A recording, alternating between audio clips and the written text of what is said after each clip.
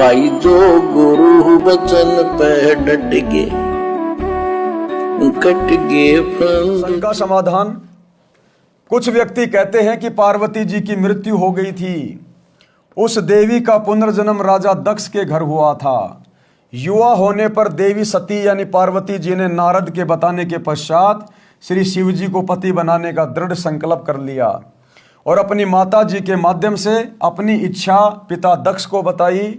तो राजा दक्ष ने कहा कि वह शिव जी मेरा दामाद बनने योग्य नहीं है, क्योंकि वह नंगा रहता है, केवल एक मृग छाल पर्दे पर बांधता है, शरीर पर राख लगाकर भांग के नशे में रहता है, सर्पों को साथ रखता है। ऐसे व्यक्ति से मैं अपनी बेटी का विवाह करके जगत में हंसी का पात्र नहीं बनूंगा। परंतु देवी पार्वती भी जिद की पक्की थी।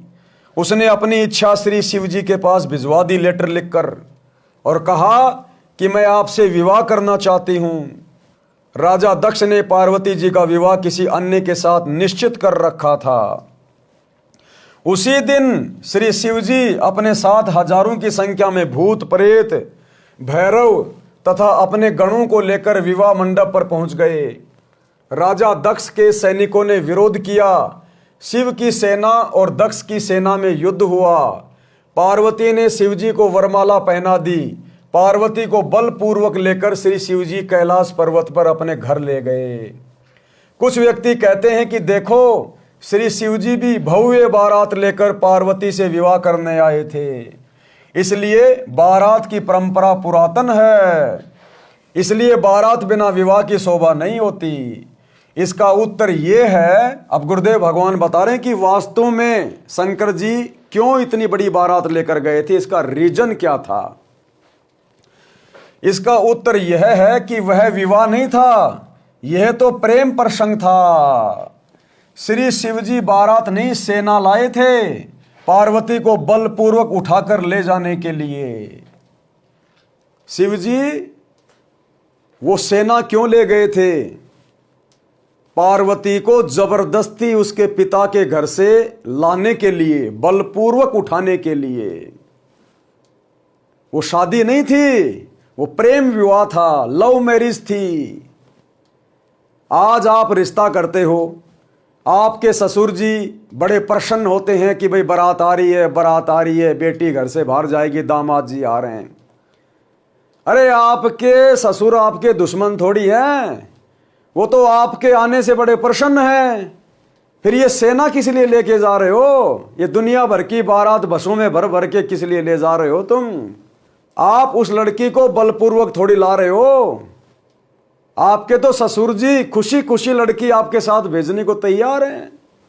तो ये तो व्यर्थ की परंपरा हो गई, व्यर्थ की। और दूसरा कारण भाई और बहनों क्या था ये बारात ले जाने का? गुरुदेव ने बताया कि पहले के समय में लड़कियों का अभाव था। पहले के समय में लड़कियां बहुत कम होती थी और शादी विवाह करने के लिए, क्योंकि पहले जंगल होते थे, गांव इतने नहीं होते थे, उबड़ खाबड़ रास्ते होते थे, उन जंगलों में डाकू हुआ करते थे। तो पहले के समय में जब लड़की की शादी करके वापस आ रहे होते थे तो वो डाकू लोग उन लड़कियों को छीन लिया करते थे, अपने साथ ले जाते थे बलपूर्वक, या उनके गहने वाने कपड़े वपड़े पैसे वासे छीन लिया करते थे।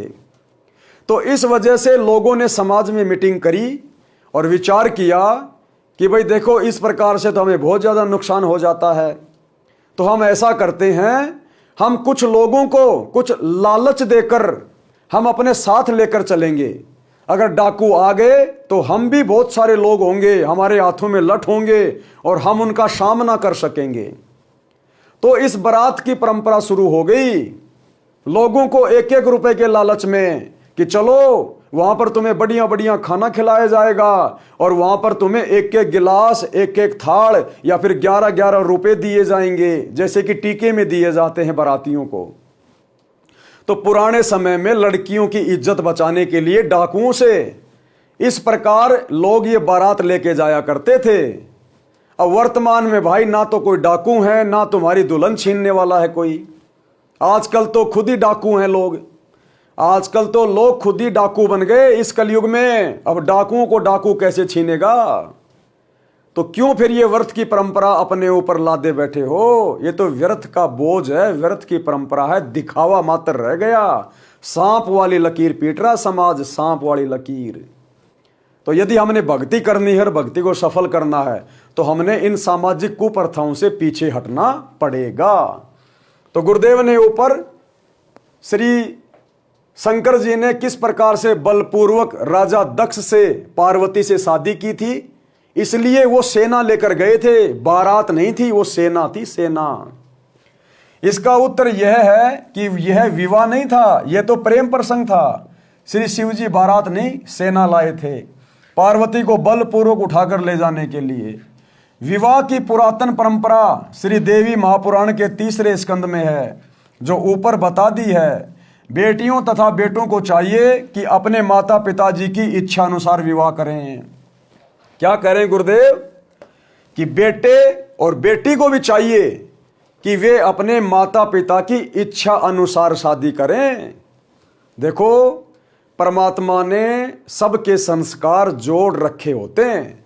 हम लोग तो ज्ञान के बिना, इस आध्यात्मिक ज्ञान के बिना जल्दबाजी कर बैठते हैं।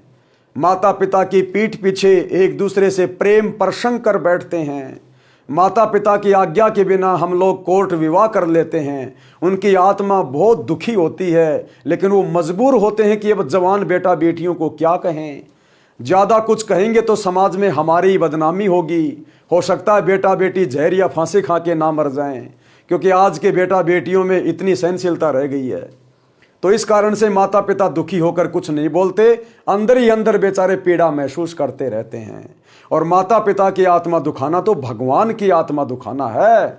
सोचो फिर उन बेटा बेटियों का विवाह कैसे सुखमय हो सकता है, जिन्होंने अपने माता पिता की छाती पे लात रख कर शादी की है। इसलिए गुरुदेव कह रहे हैं कि अपने माता पिता की रजामंदी के अनुसार ही शादी करनी चाहिए। हाँ, यदि आपको लड़की पसंद नहीं है, उसके विचारों से आप पसंद नहीं है, तो माता पिता को प्रेम पूर्वक घर पर बैठाकर समझाइए कि माता जी, उस लड़की या लड़के के साथ मेरे विचार मेल नहीं खाते हैं।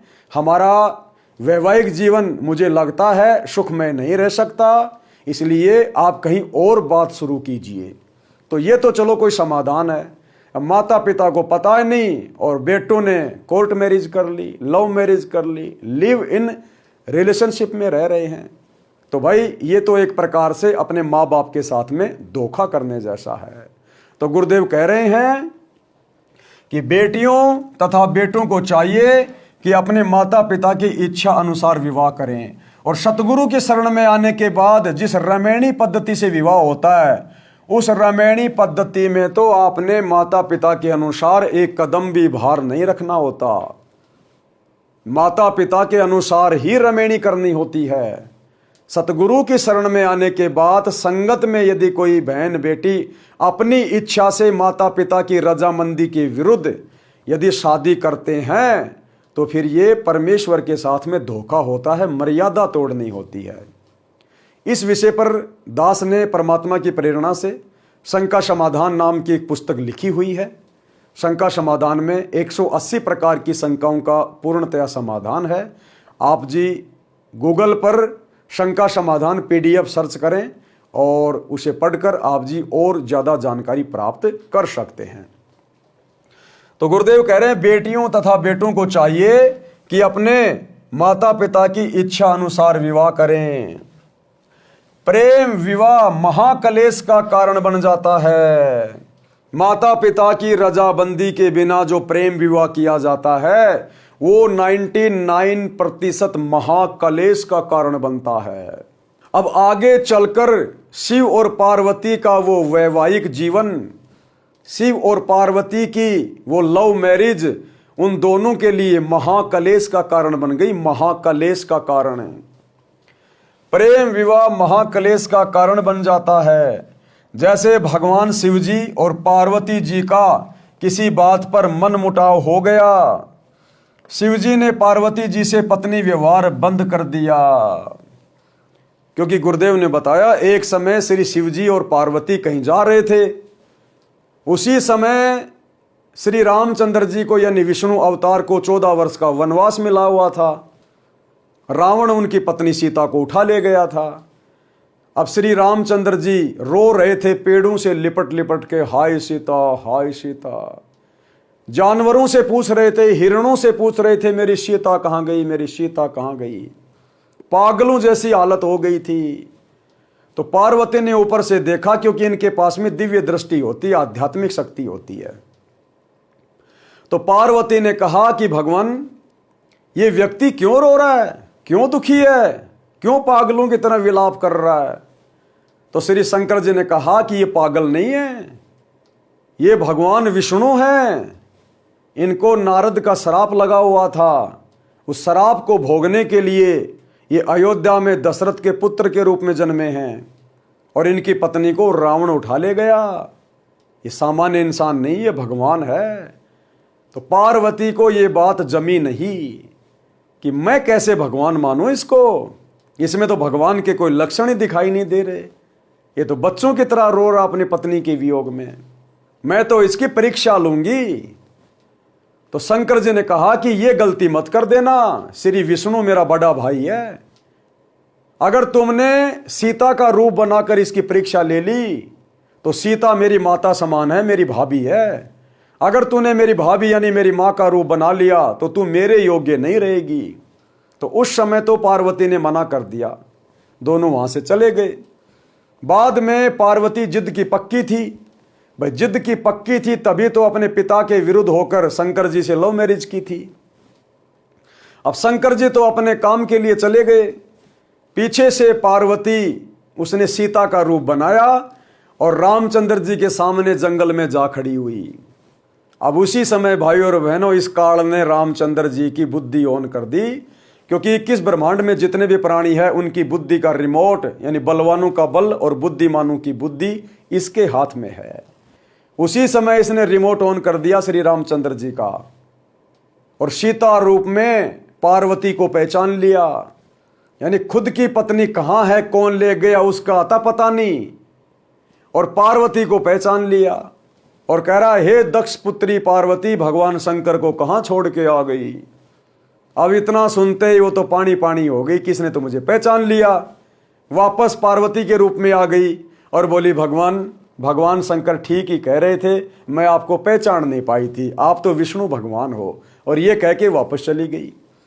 उधर से काल ने शंकर जी में प्रेरणा कर दी, क्योंकि इसने तो झगड़ा करवाना, इसके लोक में शांति रह नहीं सकती, शांति इसको पसंद ही नहीं है। उधर से काल ने शंकर जी में प्रेरणा कर दी कि जरूर पार्वती परीक्षा लेके आई होगी, वो जिद की पक्की है। शाम को शंकर जी घर आए, पार्वती से पूछा कि ले आई परीक्षा। तो एक बार तो वो मना कर गई, लेकिन थोड़ा सा टाइट होकर शंकर जी ने कहा तो बोला, हां ले आई परीक्षा, वो तो सच में भगवान है। अब शंकर जी भी एक नंबर के जिद के पक्के।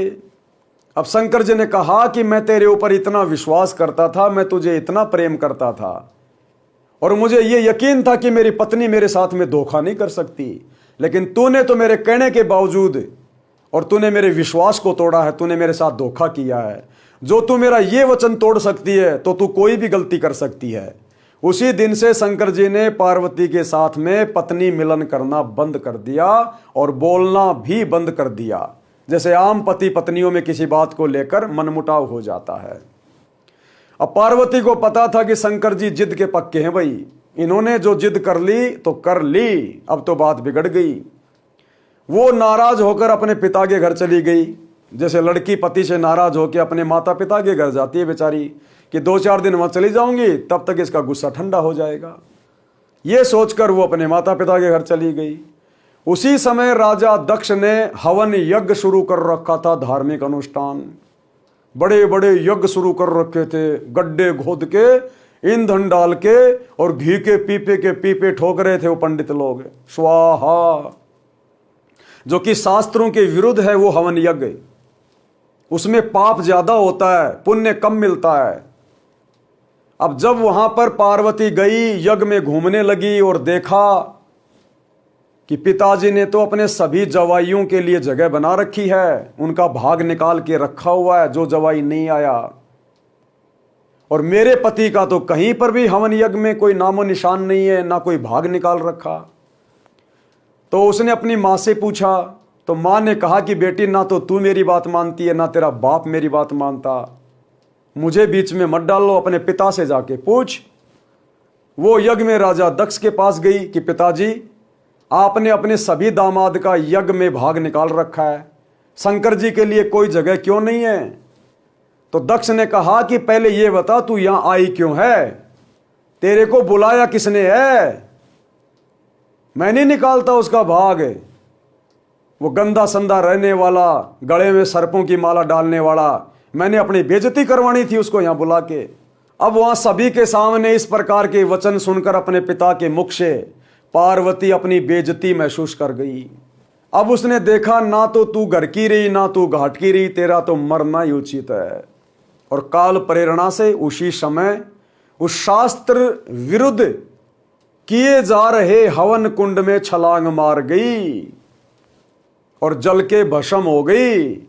लोगों ने जैसे तैसे करके उसको बाहर निकाला तो ज्यादातर वो जल चुकी थी, अस्थि पंजर शेष था। अब सबसे पहला पॉइंट तो ये भाई और बहनों कि पार्वती की ऐसी दुर्गति क्यों हुई? माता पिता की आज्ञा के विरुद्ध शंकर जी से शादी करने के कारण, लव मैरिज के कारण।